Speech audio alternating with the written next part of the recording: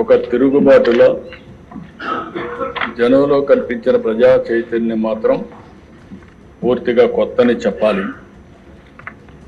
స్వర్గీయ ఎన్టీఆర్ తెలుగుదేశం పార్టీ ఏర్పాటు ఎన్నికల్లో ప్రపంచం ఎంత సంచలనం సృష్టించాయో మొన్న ఎన్నికలు అంతకంటే సంచలనం సృష్టించాయి.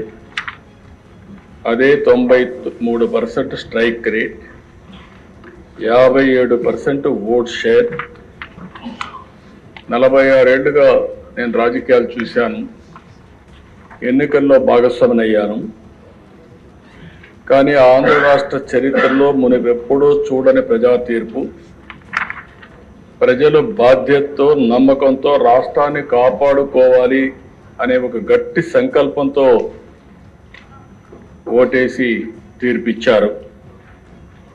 ప్రజలు ఇచ్చిన ఈ చారిత్రాత్మక తీర్పుని గౌరవించాలి, ప్రజల నమ్మకాన్ని నిలబెట్టుకోవాలి, ప్రజా ఆకాంక్షలు నెరవేరాలి, ప్రజల అంచనాలని అందుకునే విధంగా మనందరం పనిచేయాల్సిన బాధ్యత ఉంది.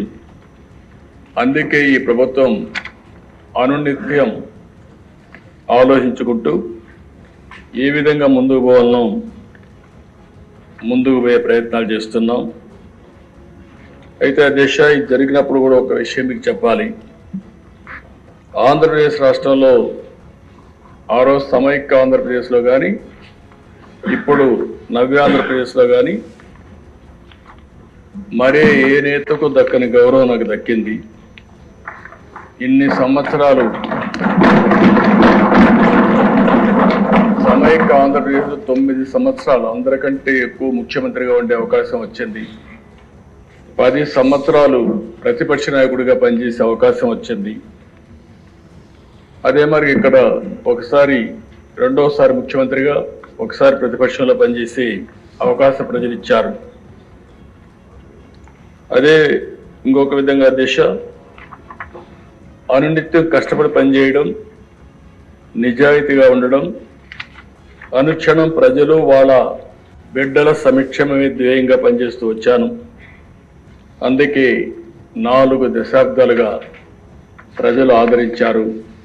వాళ్లకు నా జీవితాంతం కూడా రుణపడి ఉంటానని చెప్పి మరొక్కసారి ప్రజలందరికీ విజ్ఞప్తి చేస్తున్నాను.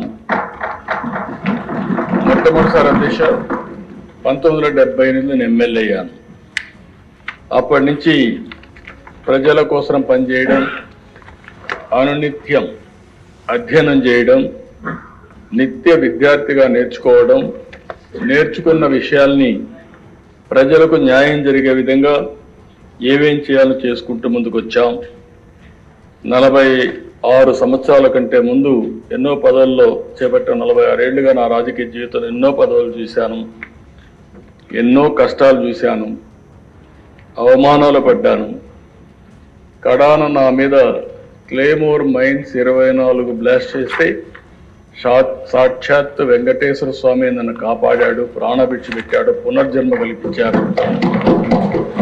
4 సంవత్సరాలు ఇక్కడ ఉన్నప్పుడే నా మీద చాలా దారుణంగా కుటుంబ సభ్యుల్ని అవమానపరిచే విధంగా మాట్లాడితే నా జీవితంలో ప్రాణానికి కూడా భయపడలేదు. కానీ ఆ సమయంలో ఒక బాధ, ఆవేదన కలిగింది.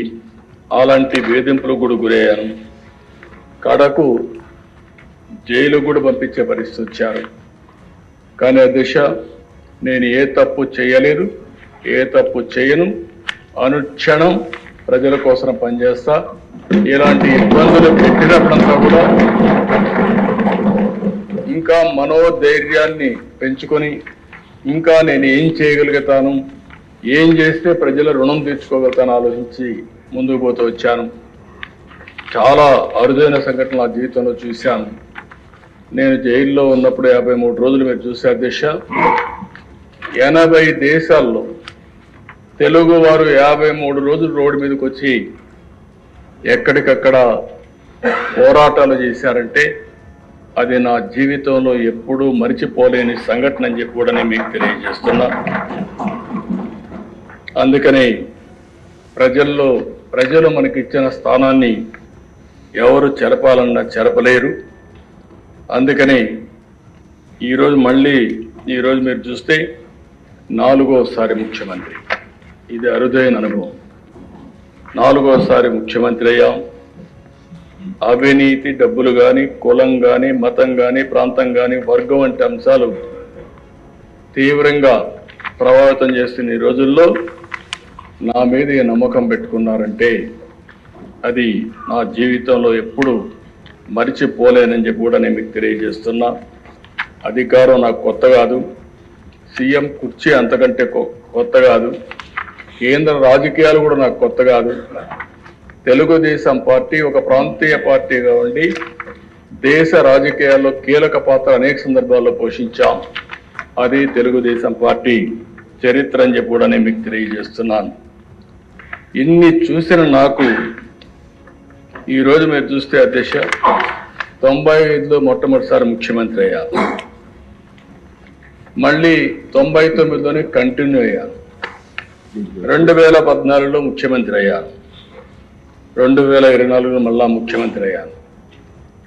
కానీ ఇలాంటి పరిస్థితి నా జీవితంలో ఎప్పుడు చూడలేదు. ఈరోజు ఎంత తవ్వితే అన్ని అవకతవకలు కానీ భయంకరమైన విషయాలు వచ్చే పరిస్థితి వస్తూ ఉంది. అందుకే మనకంటే ప్రజలు ఎక్కువ ఆలోచించారు. వాళ్ళు ఏదైతే ఆలోచించారో దాని పర్యవసానమే మొన్న మనకిచ్చినటువంటి తీర్పు. అయితే దేశ విధ్వంసమైన వ్యవస్థలు, గాడి తప్పిన యంత్రాంగం, గత ప్రభుత్వం యొక్క అప్పులు, తప్పులు, పాపాలు, నేరాలు ఈ ప్రభుత్వానికి ఒక సవాళ్లుగా తయారైనాయి. జూన్ 12న ప్రభుత్వ అధికారం చేపట్టి ఆ రోజు చూస్తే రాష్ట్ర పైన ఉంది. కొంతమంది నన్ను అడిగారు, మీరు ముఖ్యమంత్రి అవుతారు, అయిన తర్వాత ఈ రాష్ట్రాన్ని బాగు చేస్తారా, చేయగలుగుతామనే నమ్మకం మీకుందని అడిగారు. నేను ఒకటే చెప్పాను, నేను పారిపోలేను. అధికారం ఉన్నా అధికారం లేకపోయినా, లేకుంటే ఎప్పుడైనా సరే ప్రజల కోసం పనిచేశా. ఇప్పుడు కూడా అలాంటి సవాళ్ళని నేను స్వీకరించి మళ్ళీ ప్రజలు నిలబెట్టగలిగితే అదే నాకు కావాలి, అది చేసి తీరతానని ఆ రోజు ప్రతిజ్ఞ చేసి ముందుకు వచ్చానని చెప్పి నేను తెలియజేస్తున్నాను. అలాంటి పరిస్థితుల్లో ఈ రాష్ట్రానికి ఒక విజ్ఞతతో ప్రజలు ప్రవర్తించారు. ఆ విజ్ఞత మీరు చూస్తే కీలకమైన సమయంలో 21 ఎంపీలను గెలిపించారు ఎన్డీఏ కూటమి అభ్యర్థుల్ని. దీనివల్ల ఢిల్లీలో కూడా మన పరపతి పెరిగింది. కాస్తో కోస్తో వెంటిలేటర్ పై నుండే రాష్ట్రానికి సహాయం చేయడానికి ఆ రోజు నేను కానీ, మిత్రుడు పవన్ కళ్యాణ్ గారు కానీ, ఒక పక్క నరేంద్ర మోడీ గారు కానీ, బీజేపీ ప్రధానమంత్రి గారు అయిన నరేంద్ర మోడీ గారు అందరం కలిసి చెప్పాం. దాని మీద పూర్తిగా కేంద్రం కూడా సహకరించే పరిస్థితికి వచ్చారు. ఒక్కొక్క ఇటుక పేరుస్తూ ముందుకు పోతున్నాం. రాత్రి ఏది సాధ్యం కాదు. ఈ విషయాన్ని ఇక్కడుండే శాసనసభ్యులు కూడా అర్థం చేసుకుని మనం అందరం కూడా ప్రజలకు చెప్తూ మన ఆలోచన విధానం ప్రజలకు అంకితమైన భావంతో పనిచేస్తాం. అదే సమయంలో రాజీ లేకుండా ముందుకు పోతామని చెప్పి కూడా నేను మీకు తెలియజేస్తున్నా. ఇప్పుడిప్పుడే దగ్గర 162 రోజులు అయ్యింది. రోజులు లెక్క పెట్టుకుంటున్నాం. ఎందుకంటే అనినిత్యం బాధ్యత ఉంది మన మీద. ఇది మీరు చూసినప్పుడు చాలా డిపార్ట్మెంట్, గాడి తప్పిన డిపార్ట్మెంట్లన్నీ ఘాట్లో పెట్టే పరిస్థితికి వచ్చాం. దగ్గర లెక్కలు కూడా చెప్పాను. ఇంకా బయట ఇష్టానుసారంగా ప్రచారం చేసే పరిస్థితికి వచ్చారు. సాక్ష్యాధారాలతో సహా 10 లక్షల కోట్ల రూపాయలు అప్పులు కానీ, గాడి తప్పిన వ్యవస్థలు, అస్తవ్యస్తంగా ఉన్న ప్రభుత్వ శాఖలు, పెండింగ్ బిల్లు, అనేక సవాళ్లు విసిరిన మనకుండే అనుభవంతో వీలైనంతవరకు సరి చేసుకుంటూ వచ్చాం.